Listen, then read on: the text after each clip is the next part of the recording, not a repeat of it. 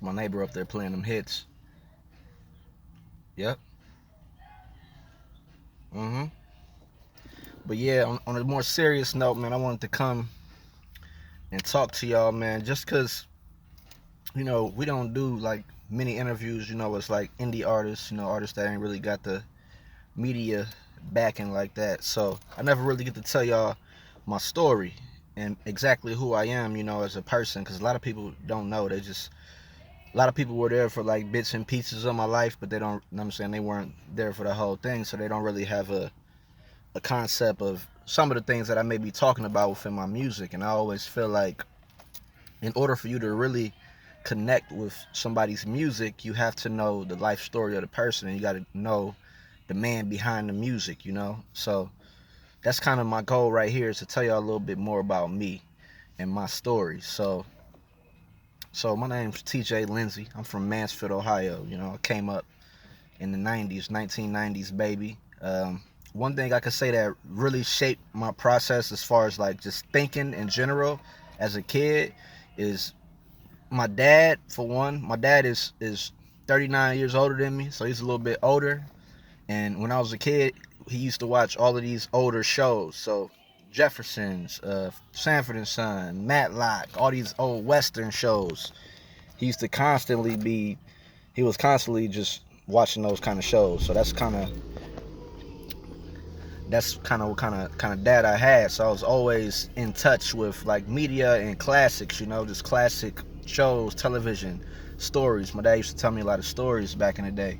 And my mom worked at the library coming up, so I was always able to get access to like reading materials. And my mom used to always bring movies home, so I was able to see every movie. As soon as it came on video, I was watching pretty much every movie. That's why I got a lot of like movie references in the music that I do, because I was constantly watching movies as a kid. As a kid coming up, my family, we went through a lot of tragedy when I was a kid. When I was a very young kid, I had two of my uncles pass, both of my grandparents passed within like a 3-year span, not even. And so my grandma go through like Alzheimer's. She lives with us. I used to have to, get her off the bus, things like that, as a little kid. And just a lot of tragedy. But as coming up, the one thing that I really loved is I loved music. So I got tapes from when I was like 6 years old. I'm copying Wu-Tang and Bad Boy off the radio on tapes and just rapping over the tapes with my cousin. I still got those tapes to this day. You might hear them joints soon. But I went from Master T to T Jay-Z. That was another one of my names when I was coming up. Then I went to Young Talent when I kind of got older. But music was one of the things that I really loved. But I didn't really start doing it on a real level until I got older. I was more into sports when I was a little kid. And I always talk about the one time when I was a kid, one of the things that really shaped my growth as a basketball player is when my mom, she got me my first YMCA card when I was in the 8th grade. And I went every day to the YMCA after school for like a year straight. And I swear the next year after that happened, I just felt like I was a lot better than all of the kids that were my age, because I was able to get that time in and really refine my game. But so I was playing a lot of basketball at that time. But when I got like 15 years old, that's when I kind of got back into music. I started to make beats, and that's when we formed the whole, S&S clique. Me, my friends, my nigga Young Lon, Killer Kev, my nigga Peanut, Kamarius, back in the day, just doing music. And we came up with the name. And that's kind of how it all started. And we had a couple little hits. We had the joint Lay Your Body Down, performed that joint at the Renaissance, got pulled off stage because we was too young to be talking about that type of stuff. That was a pretty dope experience in my life. But after that, like I said, I was just more into basketball. So I was having success on pretty much both sides, basketball and music coming up. So the one thing that I was neglecting is just schoolwork. And you'll see within my story that it's always points in my life kind of like that. But I always recall 3 different situations where I had 3 different conversations with 3 different people in my life that kind of changed my life. And every conversation that we have was basically is don't fear opportunity. That was kind of what I was told in 3 different times in my life. So like I said, I went to I actually in high school, like I said, I was going off the path kind of, but still, you know what I'm saying, doing pretty well, just not in school. So college, I didn't know. College wasn't on the way for me, not right away. But so I actually had a child when I was in the 11th grade in high school. So kind of, I'm saying, shocked me a little bit, but it shaped me as a man, and I had to grow up quick, and I had to start making decisions a little bit differently. But as my 12th grade year wrapped up, I didn't have no schools. So I had a bunch of schools that were looking at me, trying to offer me scholarships early on, but just as the later years went on, they started looking at my grades and, you know what I'm saying, everything with my lifestyle. I stopped getting, you know what I'm saying, offers and things like that. So I really didn't have nowhere to go. So senior year summer, when I'm leaving there, and that's another thing that kind of connects with the album. There's a line on the album, had a kid as a kid, was a dad at his prom. And that's one thing that you can, you know what I'm saying, that's where I kind of got it from. And that song is kind of indicative of this whole story. The song is called Negro Damas on the new project. But like I said, by the time that I was 18 years old, I didn't have any school. So that summer, I'm still in Mansfield, still in the neighborhood, still, you know what I'm saying, everybody's evolving, a lot of people doing the wrong things. I'm doing whatever I can to survive out there, you know. Just trying to get some money, you know what I'm saying, whether it's hooping for money or stealing, whatever we had to do, you know.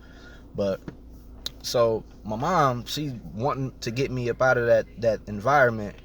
They paid for the school for me to go to in Mississippi. So the school in Mississippi is called Mississippi Elite Academy, and I met a bunch of great people at that school, a bunch of real good friends that I still interact with today. But at the school, I mean, it really was pushing me. Like I was able to really focus on my craft, on basketball, and focus on maybe getting my grades together. But I just wasn't ready for it. You know, it's too much structure. You know, I fought back against the structure that I was being given at this school. So I didn't really want people to say much to me. You know, I just really wanted to play basketball. And I started to hear these stories about how these college athletes was getting these checks and all of this stuff. And I'm here in prep school, so it kind of had me down. You know, so I had actually got into it with the main person. It was a church school, so I actually got into it with the pastor. I forgot exactly what happened, but I called my parents and I'm like, yo, we got to get up out of here. And my parents come, they timed it perfectly, left in the middle of the night, come right as we get out of school, pick me up, and we left. And I never came back again, never talked to the pastor again, nothing like that. Just, they kind of like kidnapped me from Mississippi. Real shit. But at that point, I knew that I had to still probably go to junior college because my grades were so bad in high school that there was no way I was going to get the scores that would have put me into a real college at that point. So again, I went back home doing the same thing, but I met this one coach down when I was in Mississippi, and he was contacting my parents, so I felt confident with leaving that I would have another opportunity. So at that point, I was sent to Utah in the next month or so. They sent me out to Utah, so I was out there balling in Utah. Again, I was perfecting my skills. I was able to actually, you know what I'm saying, really work on my craft and get a lot better, a lot stronger out there. But this was the opposite situation. So as to where in the first school in Mississippi, it was all this structure, we couldn't really do nothing. When I was in Utah, there was no structure outside of the basketball thing. So we pretty much living our best lives outside of the basketball court. We clubbing, we doing whatever it is that you do as a kid out there. And I'm saying that's another part within the song Negro Damas. I had a line on there where I say he didn't have a blanket, he had a coat, kept him warm. Call him Negro Damas. He saw the pad from the floor of his friend's apartment. That's when I was living with my homie at that time. Like I said, sleeping on the floor, like actually not going to class at all, but going to practice, you know what I'm saying, honing my skills. But like I said, it just felt like I just wasn't ready for the situation at the time. So when I left, they never called me back to go back out there again. I had failed the math class. I also talk about that in the song Negro Damas. He flunking math, that's for sure, because I definitely was flunking that math class. I stopped going. So after that, I went back home again at that time. So when I went back home this time, it was kind of like I was there to stay. I didn't see a way out. You know what I'm saying? I felt like it was not over, but I felt like I would have to do things to be able to get another opportunity. And that's when I got into a little bit of trouble at that time. I was getting in trouble just doing stupid shit. Again, like I said, young kid coming up, doing stupid shit, getting in trouble. So, end of the summer, coach calls me again. He got another opportunity for me. This time it's in New York. So, I go to New York. I go for the visit and all that. Beautiful, you know what I'm saying? My first time ever being in New York City. Just practicing. The coach took me out to eat after that, and he offered me a scholarship. And this is kind of where the first conversation that I'm telling you that where you can't fear opportunity. This is the first conversation that I'm going to talk about took place. So at that time, I just felt like I wasn't ready. When he offered me the scholarship, I said I had to think about it. So we keep eating dinner. Coach calls me during dinner. I go to talk to him. What's up? Like, what you doing? I'm like, I mean, I just don't know if I really want to, you know what I'm saying, come to this school yet. And first conversation, this is the first thing he said.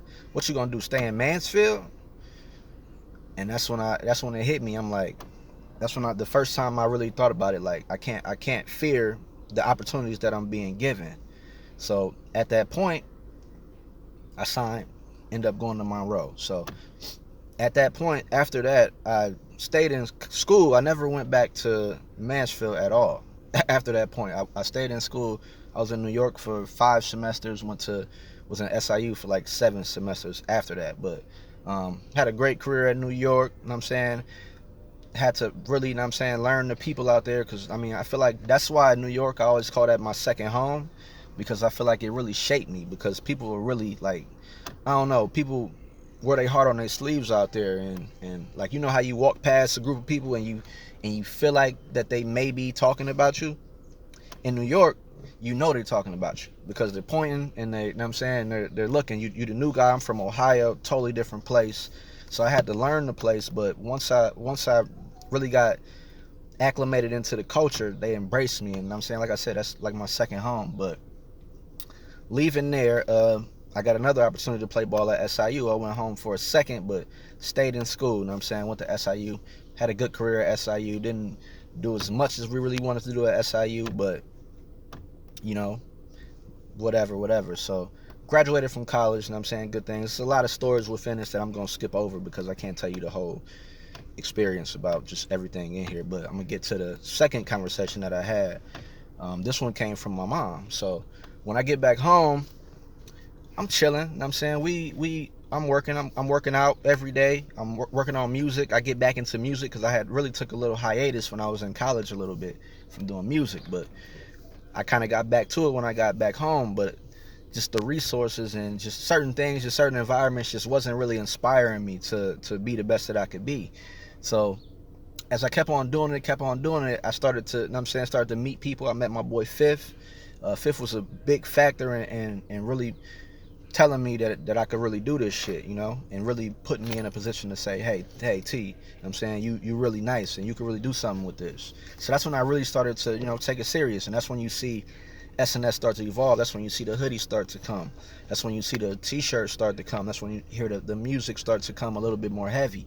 Right around that time, I was starting to get more money. You know what I'm saying? I'm starting to work and get a little bit more cheese. I'm loving it a little bit, but it's still not what I wanted, you know, because, you know what I'm saying, coming up, you know what I'm saying, I remember Nipsey in an interview, I heard him say that they asked Nipsey, did you see yourself becoming this as a kid? And Nipsey was like, I thought I was going to be Crisscross. He said, I thought I was going to be like Bow Wow. I thought I was going to be a kid. And like I said, I started rapping when I was like 6 years old. I thought I was going to be Crisscross. You know what I'm saying? I thought I was going to be Bow Wow. You know what I'm saying? It just wasn't happening at that time. And then the whole basketball thing, I had been talking to agents and trying to get overseas and doing all this stuff. And it just got to be too much of a hassle that I just said, I got to follow my heart. And at that time, the music was my heart. So, but then again, so like I said, I'm falling back into a little bit of depression just because things ain't working out as much as they're supposed to be, in my opinion. So I get into some trouble with the law. I felt like I was targeted by a police officer. Me and my homie was in the club one weekend, and a fight broke out in the club, and we kind of got into the little bit of a scuffle in the club, but we didn't really fight anybody. Just, you know what I'm saying, get the fuck off me kind of type shit. But somebody took it the wrong way. This white man, he comes up and he's like, I'm gonna ruin y'all lives. And we didn't know what the fuck he was talking about until the bartender was like, hey, that's a statey, you gotta leave him alone, state police. And we like, what? So state police was in the bar. Anyway, fast forward, months later, I'm pulled over by this same exact police officer, in my own driveway. I had been in the driveway like I say 5 minutes before he pulled up, and I get pulled over still because I'm in the car. So he wants me to blow and all this shit. I ain't blowing. So, you know, whatever, OVI, whatever they call it. I didn't get that. I got just reckless driving. So, because I ain't blowing. Anyways, got a lawyer, took care of the shit. But at that point, I vowed to get up out of Mansfield as soon as I got out of it. Because I ain't had my license for a year, so I can't do anything. I'm at the crib, homebody, you know, for a whole year. So I was like, as soon as I get my license, I got to leave here. In Mansfield, after 12 o'clock, if you driving, you the only person that's on the street. So, easy target. But, so, after that happened, I'm saying, I wanted to leave Mansfield. So I was telling my mom one day, I was planning to move away. And I'm like, I'm just being curious. I'm asking her questions like, you know what I'm saying, I'm trying to move away, and I'm saying, but how you know what I'm saying, how would you feel if I moved away and something happened to me? That's kind of what I felt. It was like a heartfelt conversation that we was having. And this is the second time where the person basically told me don't fear opportunity. My mom told me straight up, she said, you could die here. She said, something could happen to you while you're here. So don't be scared of your opportunities. So that's another thing. It really shaped me. That's at that time I'm like, okay, so it kind of just was, it was instrumental in me being able to conquer any fear that I had of doing certain things. So while passes by, I move away. I'm saying I moved to Columbus, not too far away, but out of Mansfield, and I'm saying we back on track, you know. As far as with the whole SNS thing, blah blah blah, getting the music out there again and again. So fast forward, and I'm saying I meet a girl that I fall in love with. I made a post on Facebook one time. I'm like, can somebody get me a bass guitar? Just joking. Nobody was gonna get me no damn bass guitar. I started talking to this girl, the girl that I'm actually with right now. She comes out of nowhere one day with a bass guitar, gives me this bass guitar. It sits in my basement for a whole year. I ain't know how to use it, nothing.